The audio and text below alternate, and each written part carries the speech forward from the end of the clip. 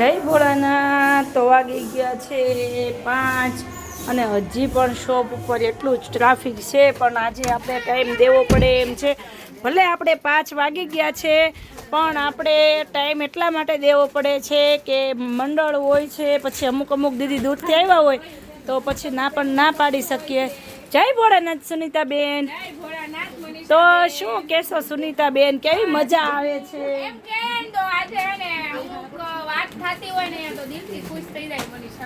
એવું થાય છે? કેમ એવું બોલો છો?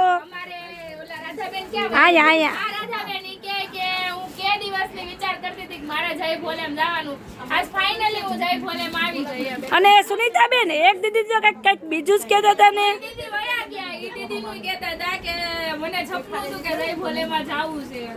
બરાબર. પછી આપણે મંડળ બન્યું છે મનીષાબેન, મંડળની હાડી બતાવવાની નથી થતી, ખાલી આ મંડળ બન્યું છે એ કહેવાનું છે.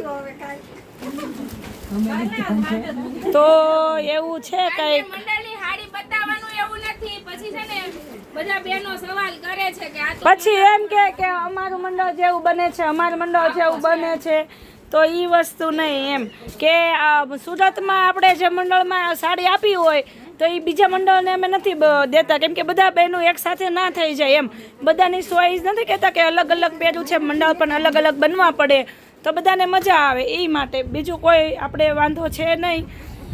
અને આ જે લેરીઓ બતાવી છે એનું મંડળ નથી બન્યું એટલે ટેન્શન નહીં લેતા, એ તો એમને ઢાંકી જ છે એને.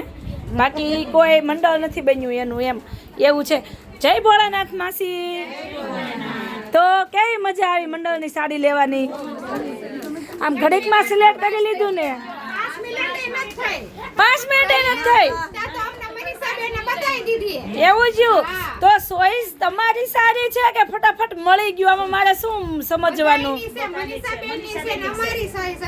હા, તો એમ જ સમજવાનું કે ચોઈસ તમારી સારી છે એટલે ફટાફટ તમે સિલેક્ટ કરી તો ખરા, પણ કેટલી કરી એ તો કહો. વાહ ભાઈ વાહ. 27 સાડીનું મંડળ જો બનતું હોય તો એમાં કઈ બીજી વાત ખરી મારી બહેનું? તો 1 નંબર સાડી બહેનું એમ લીધી છે મંડળમાં.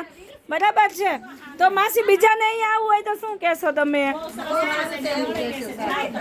અને પ્રાઇસ વાઇઝ કેવું લાગે છે? રેન્જ વાઇઝ કેવું લાગે છે?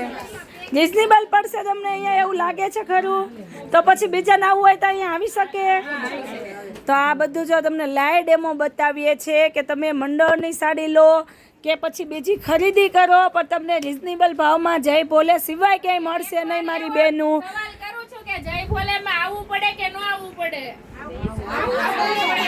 લેવું હોય તો જય ભોલેમાં જ આવવું પડે ને મારી બહેનો.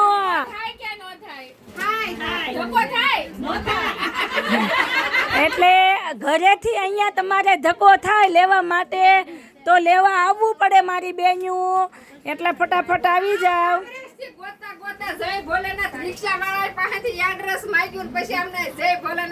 તો અમારું જય ભોલે એવું છે કે રિક્ષાવાળા કાકાને ખબર છે કે આને જય ભોલેમાં જ જવું છે એટલે ફટાફટ પહોંચાડી દે.